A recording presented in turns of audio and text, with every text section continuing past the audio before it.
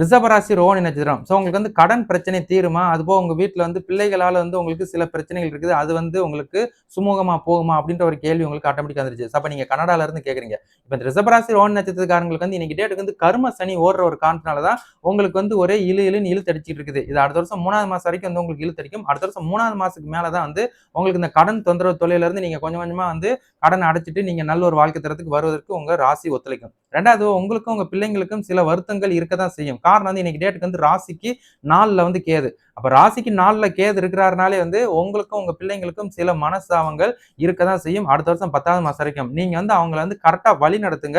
அவங்களுக்குரிய வாழ்க்கை தரத்த நீங்க கரெக்ட்டா அமைச்சு குடுங்க. ஸோ அத மட்டும் நீங்க கரெக்ட்டா ஃபாலோ பண்ணிட்டாலே சிறப்பு. மத்தபடி இந்த கடன் தொந்தரவு தொல்லையில அவங்க மேல வந்து போட்டு ரொம்ப வந்து நீங்க வந்து புகுத்தாதீங்க. ஸோ உங்களோட விஷயங்கள் வந்து எப்படி இருக்குது? உங்களோட கடன் சார்ந்த விஷயங்கள் எவ்வளவு இருக்குன்னு பார்த்துட்டு, அதன்படி வந்து இது இது இங்கங்க இருக்குது. இது இது இவ்வளவு ஃபாலோ பண்ணணுமே அப்படின்ற ஒரு நீங்க அவங்கள வந்து கரெக்ட்டா வழி நடத்தினீங்கன்னா, ஸோ உங்களுக்கு வந்து இந்த கடன் தொந்தரவுல இருந்தும் ரிலீவர் ஆவீங்க.